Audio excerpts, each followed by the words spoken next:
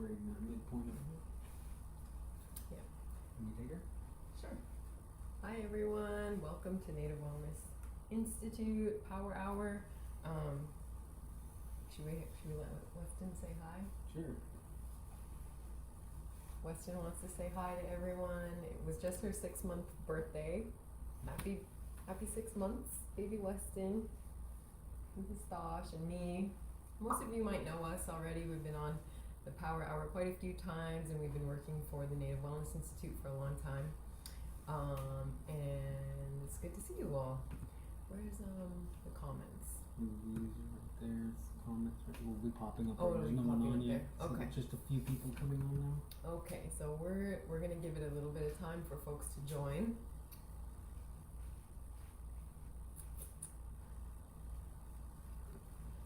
So welcome. Thank you, those of you who are joining us. Just gonna have a little lighthearted conversation today about wellness. So for those of you who don't know me, my name is Chelsey Luger. I am a trainer for the Native Wellness Institute. I'm the co-founder of Well for Culture alongside my husband Dosh. And I'm coming to you from our home in Tempe, Arizona. I'm originally from the Turtle Mountain Band of Chippewa and from the Standing Rock and Cheyenne River Sioux tribes.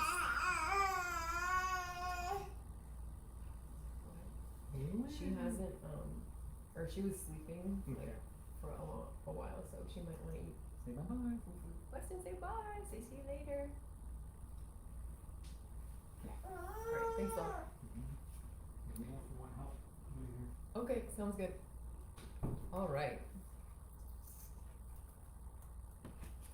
So let's get started. So as I said, we're gonna keep this conversation like pretty lighthearted today.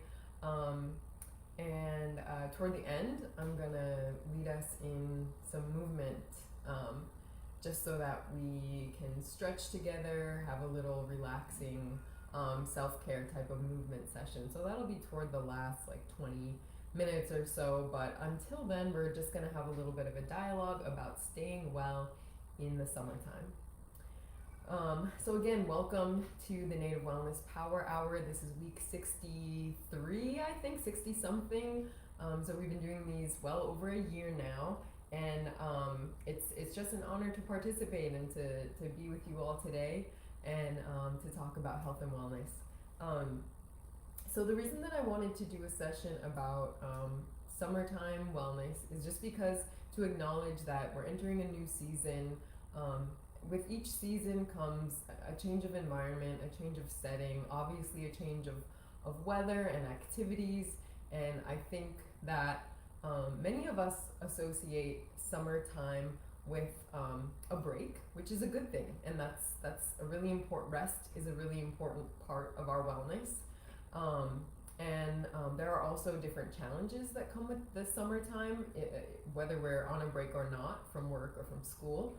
And that can be a change in your surroundings, a change in the people who you are around on a day-to-day basis, and so just some different things to take into consideration. So the first tip that I want to offer, and I'm going to sort of write these in the comments as we go, is to celebrate the solstice. So oh, and by the way, I'm on my husband's Facebook account because I don't have Facebook, so that's why it says Anthony Collins at the bottom there. But so the solstice is coming up in a few weeks, and one of the things, thank you guys for introducing yourselves too. I love to see who's on, so feel free to just type in the chat who you are and say hello, and let me know where you're coming from.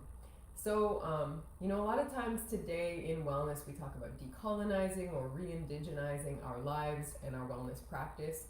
And I think a part of that is honoring our solstices that happen throughout the year. And so the summer solstice for pretty much every tribe and nation was considered a sacred time. It was considered a time for celebration. There are a lot of ceremonies, depending on which nation you come from, that happen around that time. But whether or not you are a part of those ceremonies or a part of those nations that celebrate the solstice, I think it is an important thing for us all to acknowledge. Other things, so the way that you can celebrate that is going to be different for all of you. But if you don't have something in mind, what I recommend is just having a nice meal with your family and spending some time outdoors on that day. So, if you can incorporate some of your indigenous foods, if you can just have a really nourishing, celebratory meal and express a giving of thanks for the solstice and for the change in seasons, that is sort of a way of re-indigenizing our lifestyles today, is when we begin to acknowledge and celebrate the holidays or the ceremonial times or the sacred times that our ancestors have always done. So that is one way to celebrate that. So the next summer wellness tip I want to offer is, let's talk about safety a little bit. Depending on where you guys are coming from, it might be really, really hot already. I'm in the Sonoran Desert in Otham Territory in Arizona, and it's already very, very hot outside, 100 to 110 degrees at the height of the day. And even in northern territories, it gets to be really hot in the summer. I grew up in North Dakota, so sometimes people are surprised by how cold, but also by how hot it gets up in the northern plains. And so if you are going to do outdoor activities, or even if you're just sitting outside all day, you might be surprised by how quickly you can get dehydrated or overheated. So we want to avoid, heat stroke, dehydration, any of the sort of the dangers that can come with, being active and being outdoors more in the heat. So, and I'll tell you a little story too. When I first moved to Arizona, I made like the classic mistake of sort of not following the safety tips I should have followed. So I remember this is before we had kids. Thosh and he had something to do that day, and so I thought, okay, I'm gonna go on a hike by myself. And I didn't tell anybody where I was going, so that's number one. I didn't bother to text anyone and say hey, I'm gonna be at XYZ location. I just went somewhere to a mountain area that I was unfamiliar with. And I didn't bring enough water, and I just simply didn't respect the heat and the sun. I didn't realize how hot it was gonna get. And so I remember I was kind of running and walking up and down this sort of mountainous area, and there was really not very many people around. And next thing you know, I was getting so hot that I started to hallucinate a little bit, and it just hit me all of the sudden. I wasn't even feeling fatigue in my body, but all of a sudden my mind started to feel it. And I just remember I got to sort of this hilltop point, and I looked out, and I could hardly remember which direction I came from. So I just thought, oh my God, I'm in trouble. So I turned around, and I just took my time, and I walked, all the way back. And by the time I got to my car, oh my God, I was so thirsty, and I had, long ago I had drank up all my water. And so that could have turned into a really, really dangerous situation. So from then on, I was so humbled by that. And from then on, I realized to bring more water than what you need, and always tell somebody exactly where you're going and how long you plan on being there, so that people can check in on you and know where to come and find you, if you're not getting home in time, or if you're not responding to your text or your cell phone. So safety is really important when it comes to the sunlight and the heat. And I know that this might sound a little bit redundant to some of you who are already familiar with being outdoors, but some of us are new to that as well. So that's why I just wanted to talk about safety a little bit. And then of course, packing sufficient snacks and sufficient, sunblock or sun protective gear, whatever it may be. And then if you're out like camping, also know that in certain areas, even in the summertime, it can still get really cold at night. So there can be this like extreme of temperatures. So also, just being really mindful, really prepared, especially if you've got children or people coming with you who you're taking care of. Yeah. So, and as it says in the comments, feel free to drop any questions as we go. So the next tip I want to give about summer, staying wellness, I guess, pulling back a little bit from the safety conversation, let's talk about recreation a little bit. So summertime is a great time to get outdoors, to be outdoors, to explore a little bit with your family, learn what you can about the land. And if that's not something that's already regularly a part of your life, now is the time. It's never too late. If you are 65 years old and have never been on a hike before, go ahead and do that. It's never too late. And also, to recognize that being outdoors can be incredibly healing for all of us. So there are studies that show, I'm gonna write this down too, by the way. No, my number 2 tip was safety and hydration. My third is, use the buddy system, says Nina.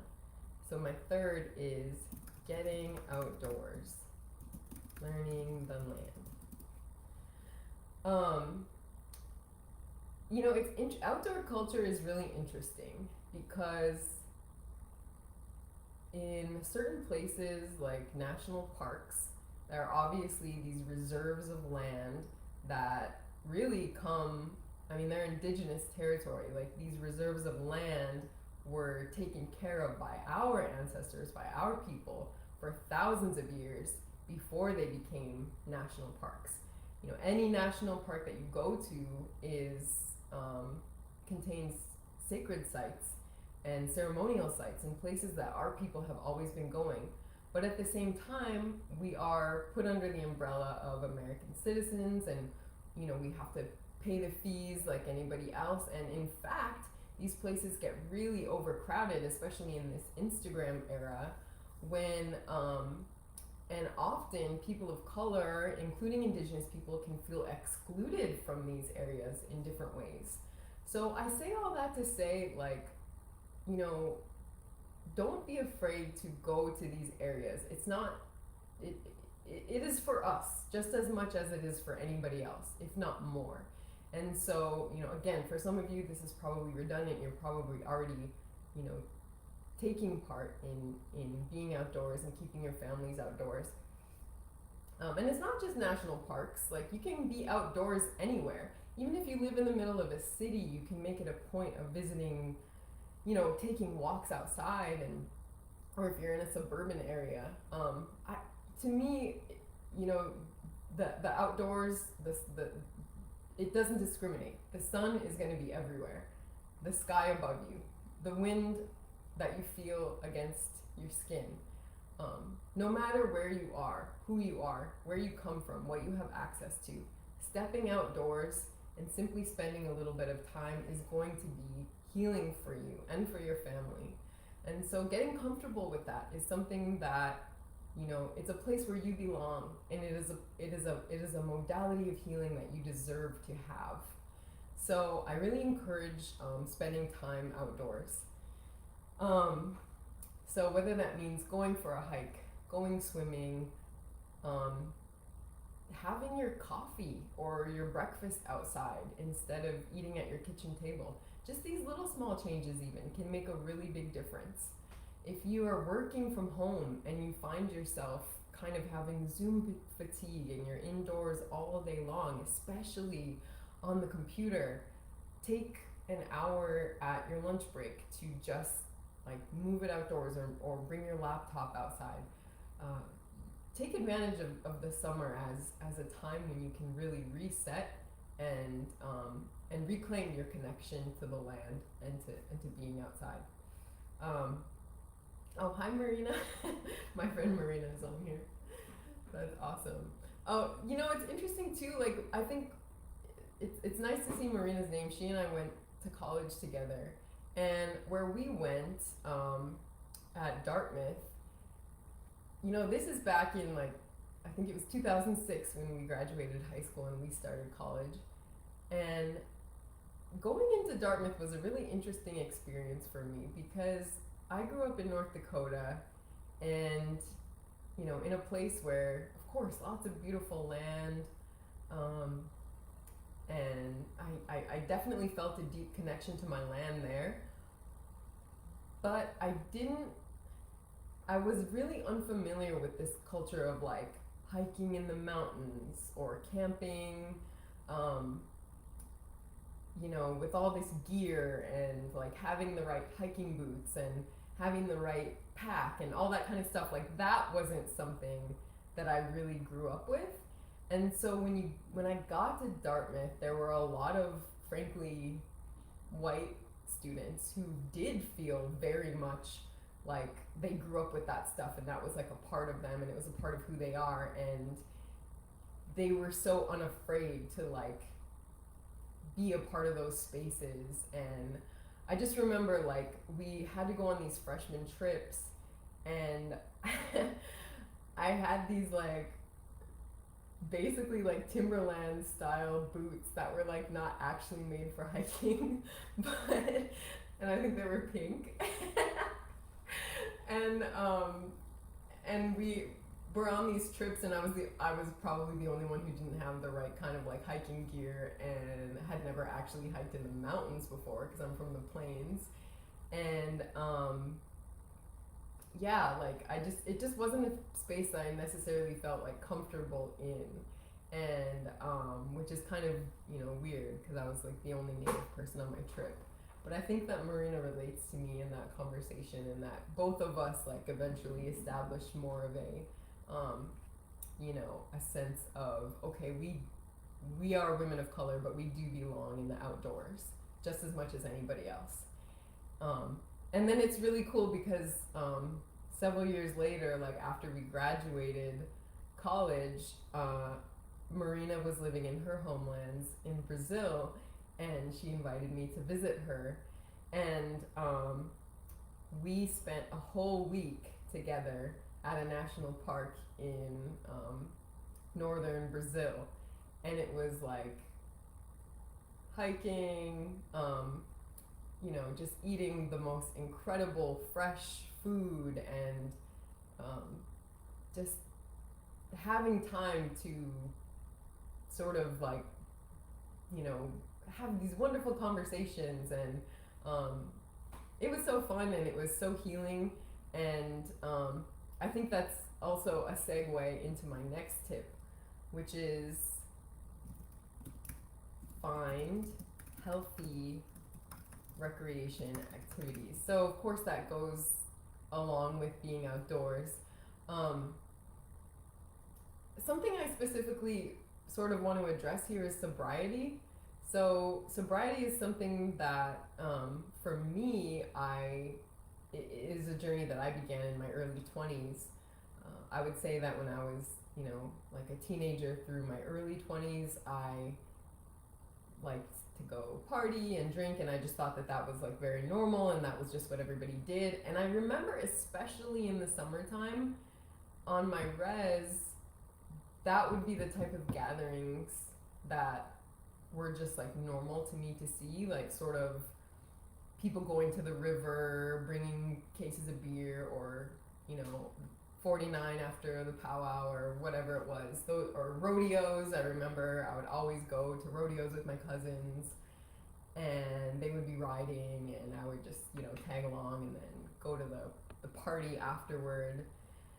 And so I really associated summertime with like partying and like drinking, and those were the kind of gatherings.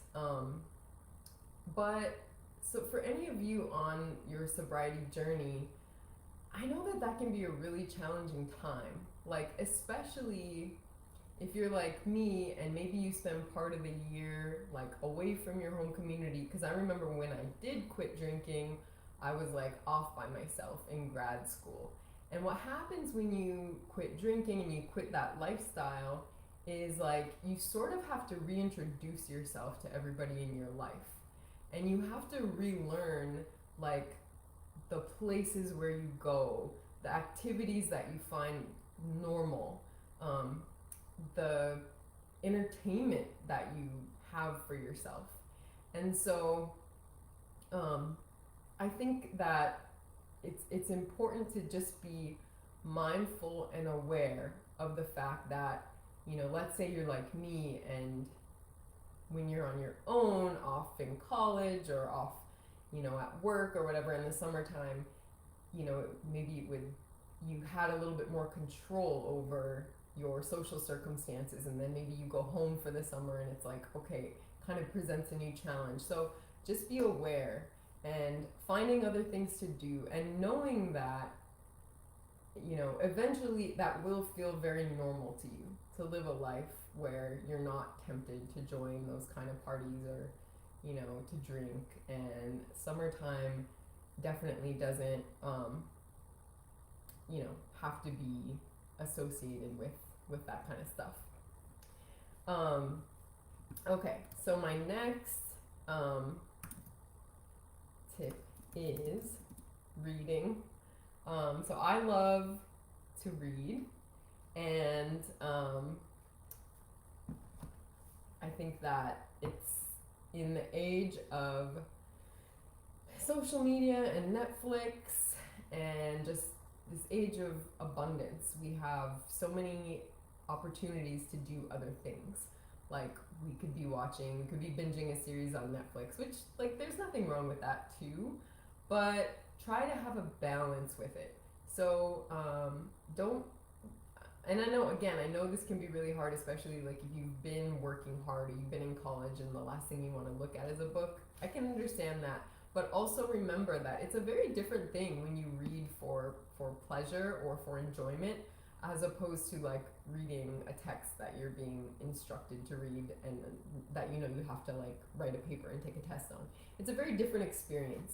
And so reading can be really relaxing and it can be a very healthy escape. And I think that that's something that I feel I really attribute reading and a passion for reading to my wellness journey. It's something that I developed when I was a very young child. I remember being like in kindergarten, sitting on my floor, reading book after book in the summer.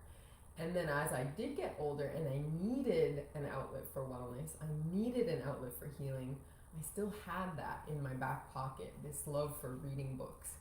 And so if it's not something that you regularly do or that you haven't been doing for a while, I really recommend it. And so I'll just give you a few titles that I'm reading right now that I think some of you might enjoy, and it's kind of a variety of different disciplines. And if any of you have book recommendations, drop them in the comments as well. So this one is called Land of the Spotted Eagle by Luther Standing Bear, and it is a classic, and it is just full of wisdom and stories and teachings. And this was written by Luther Standing Bear at a time when, I guess when he was a child, you know, it was still really, he was mostly living like a pre-colonial type life. And then as he grew older, you know, he really saw a lot of those changes in our communities happening. But he talks about a lot of really good things here. There's a lot of good teachings. And I think it's important that we never forget our history. We never forget who we come from. We can learn from our elders who have actually written books. And so, and of course we can learn from our elders in person too, but this is a really, really good one that I highly recommend if you haven't read that one yet. And then after you read it, you'll realize that he is quoted all the time in like other people's books and videos and documentaries and stuff like that. It's kind of interesting. So this is another one called Calm, and it says, calm the mind, change the world. I like this book because It is very colorful. There's a lot of like beautiful pictures and diagrams in here, and there's some opportunities. It's kind of like a workbook, and it talks about everything from like dreams to meditation to just like different activities and information that you can utilize to find calm and to find healing in your life through that way. So as you can see, it's really beautiful, by Michael Acton Smith. So I really recommend this book. And apparently I didn't know this until after reading it, but I guess it's the reason why this book got written is because it's a really popular app. So there's an app called Calm that is just millions of people are downloading it lately. I think especially during the pandemic when people needed an outlet for mental health, for behavioral health, spiritual health. And so a lot of people are connecting to this topic. So I definitely recommend that. And then if you are more of like a science type person or an academic type learner and you like to read things that are sort of more concrete information like that, this is a really good book. Oh, the one before Calm, Monica, it was called Land of the Spotted Eagle by Luther Standing Bear. Highly recommend. And then this one, and you know, these are just 3 books that I happen to be personally reading right now. Of course, like, I recommend you read anything, honestly. There's no, like, just read anything, because it's healing for you. But this is a really cool one that I actually haven't seen this around too much, but it's such a great resource. It's called Global Indigenous Health, Reconciling the Past, Engaging the Present, and Animating the Future. I remember I ordered this for my husband a year or so ago. It is published by the University of Arizona Press. I haven't really seen it in bookstores, but I know I found it on Amazon, and it contains a lot of different studies in here, and it really is a global perspective on Indigenous health and healing. You have you know, sort of representation from many different Indigenous nations around the world, and it talks about Indigenous health from that really well-rounded perspective. Everything from food to movement to ceremony. There's a lot of stuff addressed in here, and it's a lot of science, a lot of studies, and so if you're a person who likes to read more of like a nonfiction type of thing, like, well, I guess these are all nonfiction, but yeah, that's another really good one. So just some book recommendations. And again, if anybody has other recommendations, things that have been really great for you. Oh, I know, like, our Native Wellness Director, Jeline, sent us all a copy of this book. The name is slipping my mind right now, but it's about, like, healing the body. Oh my gosh, I started reading it, and it's also really, really good. Jeline, if you're out there, like, please type in the chat what that book is called. I'll get back to you on that one. So yeah, reading is my next wellness tip. And then I'm on number 5, writing in a journal. So this is one of my little moleskin journals. Raise your hand if you also use these. But I carry this with me, like, basically everywhere I go, and I have dozens of these that I have filled with notes, journaling, just anything that comes to mind that I want to write down. I just keep this on me, and it's really, for me, it's cathartic to write things down with a pen and paper as opposed to using my phone for everything all the time. It's also really fun to look back on some of my older ones. I mean, I've been doing this since I was in high school. So I have journals that are, I don't know, old. And so I really recommend, if that's not something that you already do, like, start writing things down, jotting down your thoughts.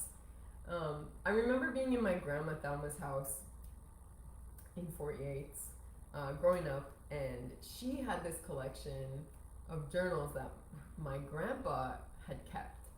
And he would wake up every day and write down, even if it was just one sentence or two things. And it was just fascinating to look back and see.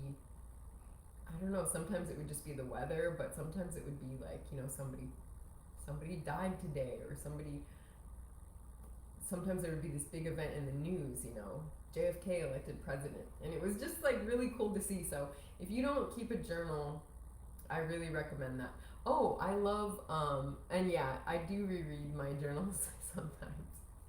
And I love seeing, like, for example, like 8th grade Chelsey complaining about, like, you know, crying through my algebra studying or whatever it was. Like, you know, it's just interesting to see, like, the different headspace that you are in at these different phases of your life. And so yes, I recommend that. And somebody mentioned collage. So Jalene says she can't remember. It's The Body Keeps the Score. That's what it's called. The book I thought of that Jalene had sent to all of us. The Body Keeps the Score. It is so good. It's all about this. It just really breaks down a different understanding of how sort of our bodies can hold on to trauma, but also how we can heal in a holistic sense. And it's really interesting. I definitely recommend that book. The next tip that I would give, because thank you for your book recommendations, Albert. I'm on number 6 now, is art. So if it is uncomfortable for you to be outside, or if you want an indoor activity, or you can even take your artwork outdoors, any kind of art that you can engage in is very much going to be healing and cathartic for you, whether that's beadwork, whether that's learning how to tan a hide or weave a basket, or whether that is painting. You know, what's really funny for me is I have a 3-year-old, and I hadn't done any kind of artwork in a really long time, but for her, I bought watercolors, crayons, markers, you know, anything that a 3-year-old can use.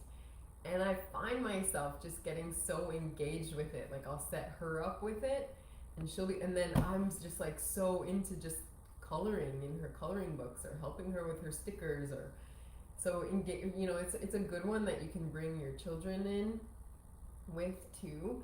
And it always surprises me every time, like how I guess there's a part of your body or your mind that really needs to like use your hands and just express yourself, even if it is with like a children's watercolor kit. It really feels good. So I recommend that. And what's cool is like they even have adult coloring books, and I think Native Wellness Institute even did one. I don't know if it's still on the website, but yeah, it can be very relaxing and very healing for us. And so I really recommend that. And of course, everything is connected, right? So like many of us have elders or different people in our communities who have skills in art, like whether they know how to sew, they know how to make regalia, they know how to weave baskets. And so this can be and a lot of tribes are putting on programming now for teaching young people, or teaching anyone who wants to learn how to do that stuff. There's sewing circles, there are beading circles, there's all kinds of stuff like that going on in our communities now. Like I know my friend Kahara was just teaching a Navajo singing class over Zoom. There's all kinds of art that is being taught and shared in our communities, and it could be a really great way for you to connect with community, even if it's digitally, even if it's over Zoom.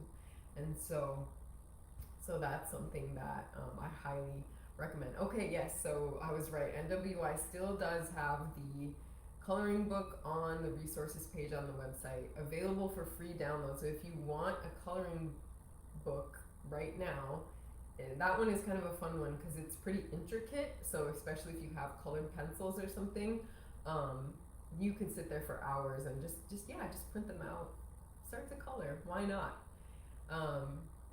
Oh, cool. Nina says pastels are fun with kids. I remember using those in art class. Yes, those are a lot of fun. Okay, so that is, let me see what number I'm at. I'm at art, number 6.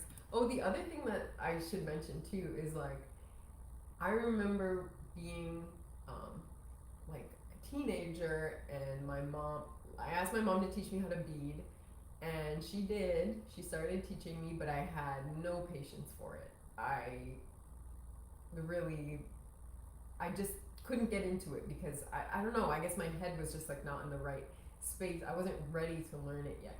And then as I got older, I asked her again. I think I was in my late 20s, and I said, "Mom, can you teach me how to bead?" And so she taught me again, and it became something that I really love to do. I'm not particularly good at it, but I mean, it doesn't matter. Like I enjoy it, and I think it's one of those things. The more you do it, of course, the better you will get, and it feels so good. It feels so empowering to know like that I'll be able to pass that skill on to my daughters as well one day. And so yes, if it's a type of art that maybe you haven't tried in a long time, maybe try again, and you might be surprised that sometimes we're not ready to learn things, and then another time in life we become ready to learn it. Yeah, I also learned. I remember when I was pregnant with my first, I taught myself how to sew by hand, and I sewed a couple of simple little blankets for her, and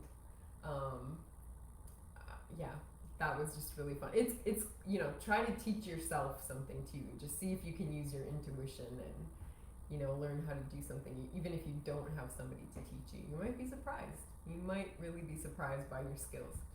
So, let's see here, and then I'm gonna get into movement. So whether you are indoors or outdoors, whether you are at your chair or on your yoga mat or going for a run, going for a hike, there are so many different types of movement that we can do. And again, summer is a wonderful time to sort of revitalize our movement practice. The weather is changing. Maybe you have a break from work, so you have time to learn something, or to go just get out there and get together with people and move our bodies. And so, and it's also like kind of like connecting to what I talked about before. For me, one of the most important aspects of movement is that it is my form of recreation. It is my form of hanging out with my family. Like just last night, we go cruise over to my husband's dad's house on the res, and we just shoot our bow and arrows, and we'll call up, his parents and his brother, and we'll say, hey, come on over. So we'll all just like be visiting there, shooting our bows and arrows, and kind of like target practice, running around, walking around with the kids in the yard. And so movement doesn't have to be like highly organized, like a basketball game, or an organized sport, or something that you sign up for. It can be those things, and those things are great. But remember, like, it can be something that just like happens in your office or in your own backyard. You don't have to be a person who considers yourself like the greatest athlete on earth to engage with a movement practice. You can do, I know like a lot of people are maybe starting, I think I've heard that powwows are starting up again, and maybe if you haven't, brought out the regalia in many years, you can start watching some videos on YouTube and start getting prepared to dance again whenever that feels safe for you to attend public gatherings. Of course, we have to still be mindful of the pandemic and whether or not we've been vaccinated and all that stuff before we start thinking about big gatherings again. But nonetheless, movement, finding some kind of movement practice that you are going to connect with. And so I really encourage everybody, think to yourself, what is going to be my movement practice this summer? We all have the right to and the ability to find some kind of movement that feels safe and feels fun for us. And so often people will ask Dash and I, what's the best kind of exercise? And we always have the same answer. Best kind of exercise is the one that you want to do, the one that you enjoy doing, the one that feels good and feels safe for you. You know, don't worry about what anybody else says about, oh, this, you know, you're wasting your time with this, or you got to do that. Just do what you like, do what you want to do, and try new things. So let's move together. Okay, so if you're sitting in your chair, I would like you to just scoot toward the front of your seat and have your feet flat on the ground. And what we're going to do is wiggle our toes. If you have shoes on, I encourage you to take them off so that you can feel your feet grounded in the floor. You can connect to the earth even if you are indoors. You can envision the energy and the life that comes from the ground beneath your feet. And you can envision that sort of connecting to the bottom of your feet. So go ahead and wiggle your toes around and shift your feet forward and back, toe to heel, and just feel the ground beneath your feet. And then go ahead and relax. Just rest your hands on your lap and take a deep breath in through your nose. As you do so, shrug your shoulders, sit upright, and then exhale through your mouth and allow your shoulders to fall behind your back. Squeeze, take another deep breath in through the nose, sitting upright, and this time squeeze your shoulder blades together as you exhale so that you can find a nice upright posture there. So when we learn how to adjust our posture, we learn how to sit up straight, or to stand straight. This is a little check-in that we can do with ourselves throughout our days, and this can make such a big difference in our alignment, in our attention, and this is one of those little movement tips that you can sort of think about throughout the day all the time. And I know for me, especially with a baby, I'm always holding her like this. And then, and even with my older one, I'm always like picking her up and like putting her in the car seat, or, you know, setting her at the kitchen table. And a lot of times I find myself kind of having back pain. And so these little posture check-ins make a really big difference for me in injury prevention, and I guess making my back pain a little less intense, because the more I keep myself adjusted and learn to use my core and learn to use the muscles in my back, the stronger I feel.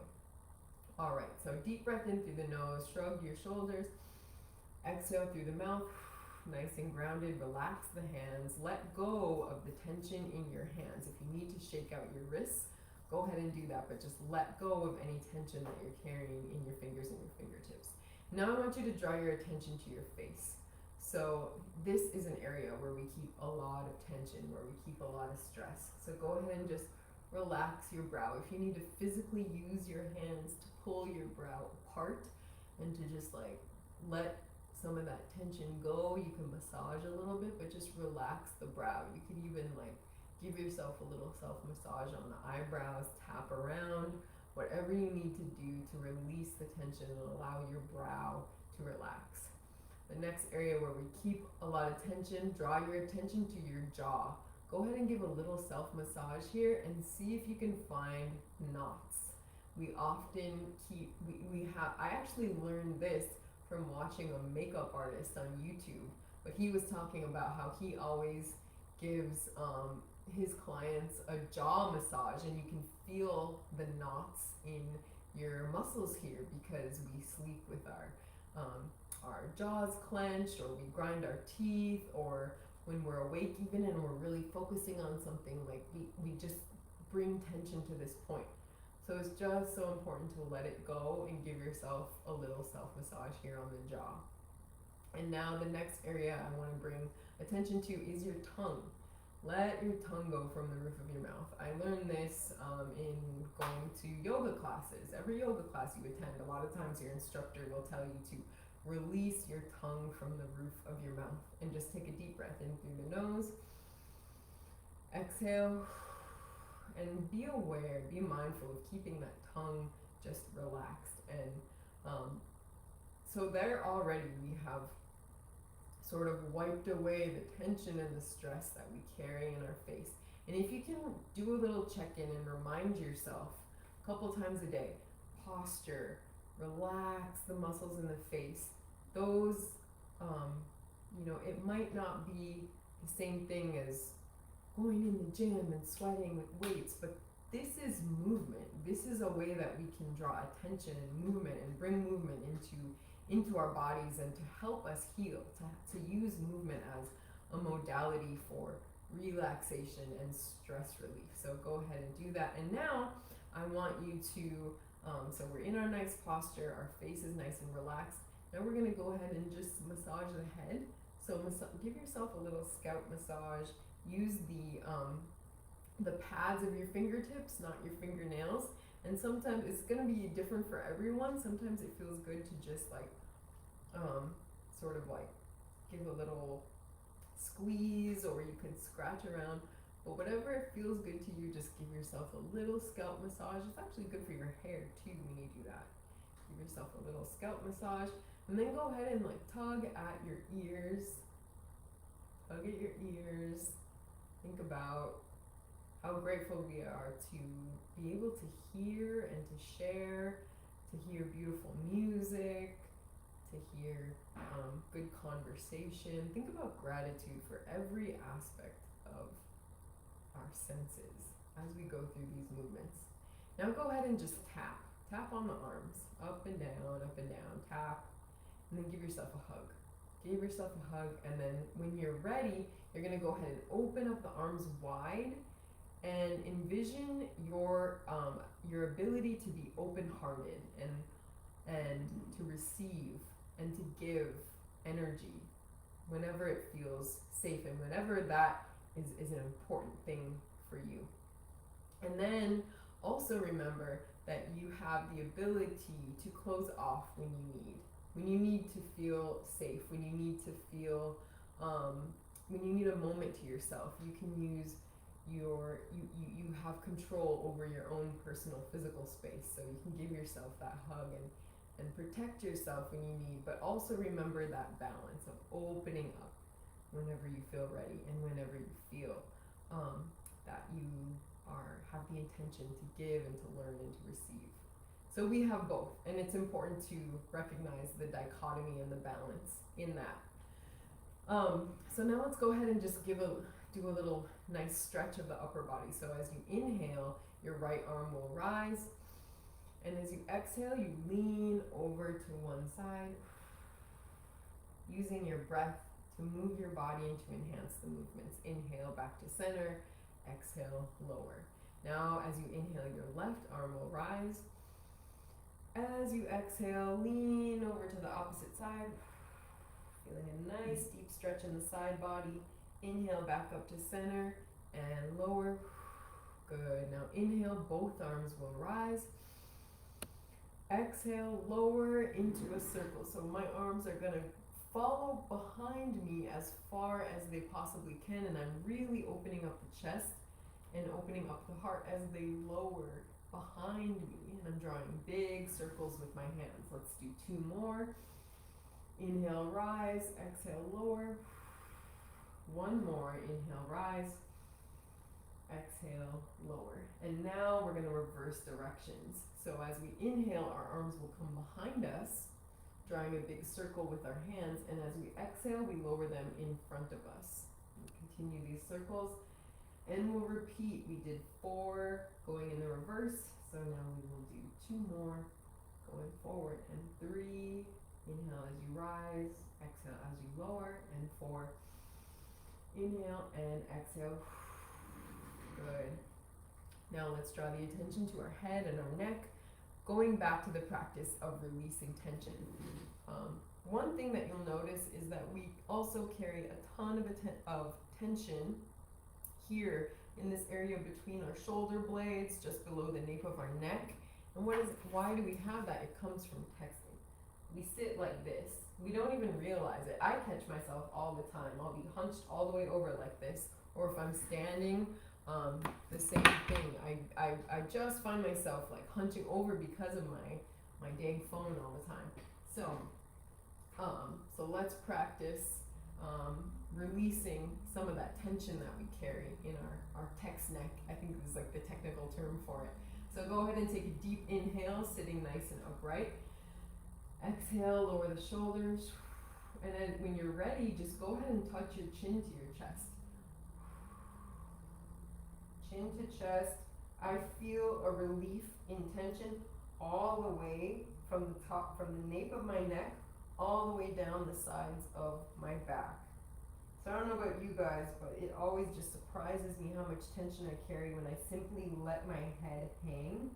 And keep breathing as we hang here for a few seconds. Take a deep breath.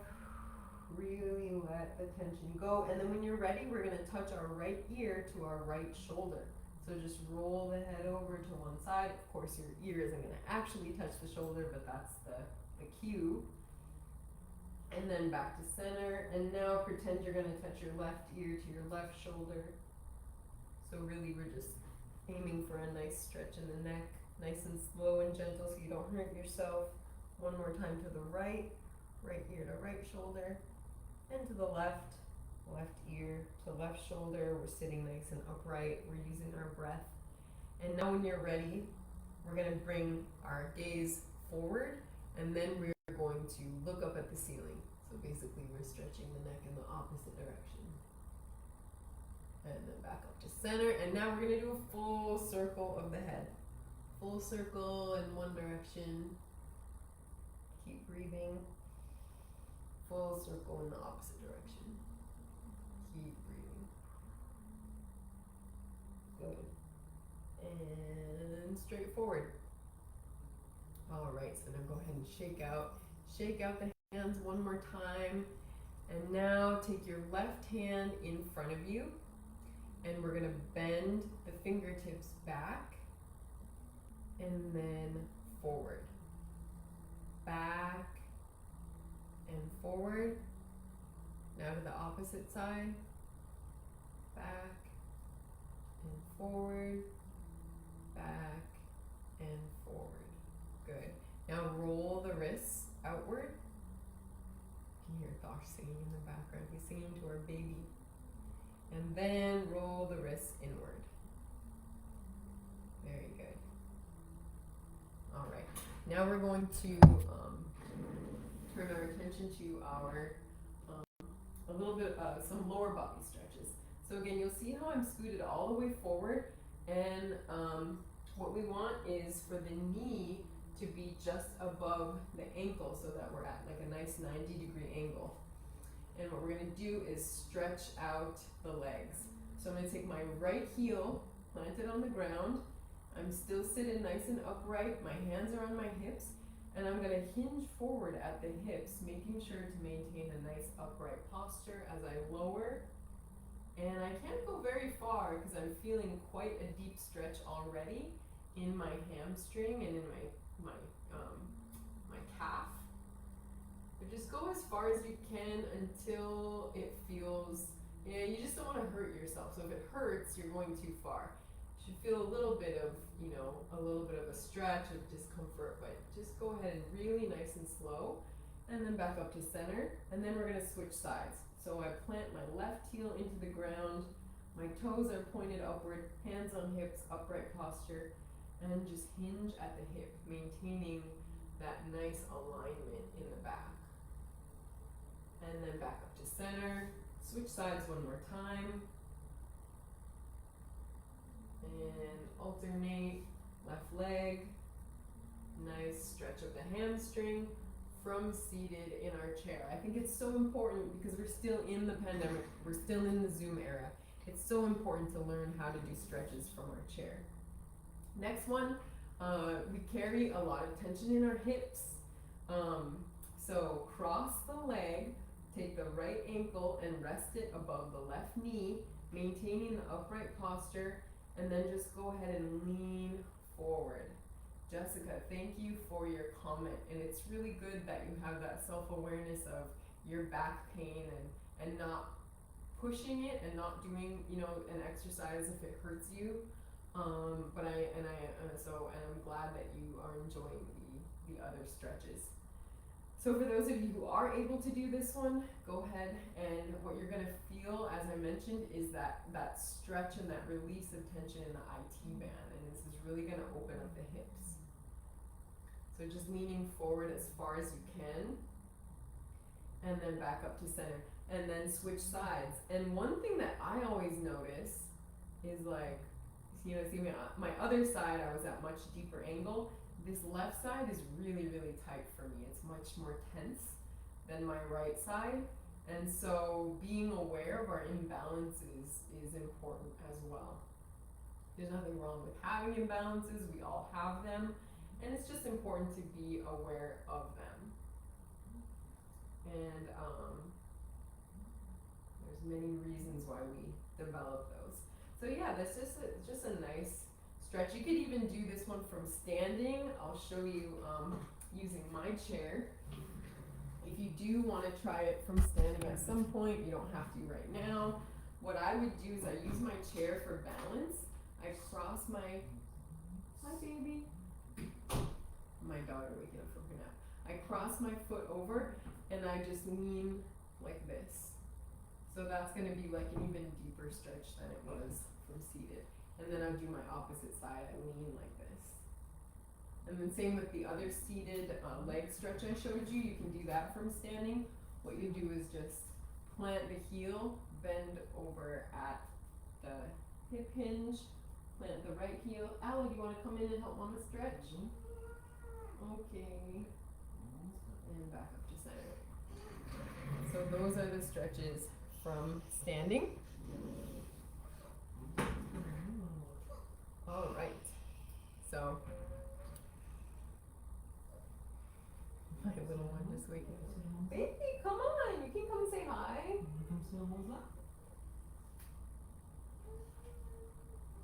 you want me to take Weston so you can focus on Aloe? Thank you. All right. Oh, she doesn't want me to have Weston?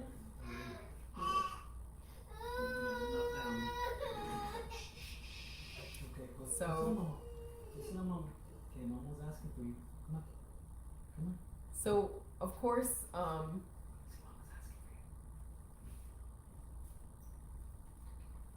poor thing. So she just woke up from a nap. You know, one of the aspects of, I guess, wellness and balance that my family, we are always working through is just the nature of working at home. A lot of our events still being over Zoom and being digital. Not having childcare for our kids yet.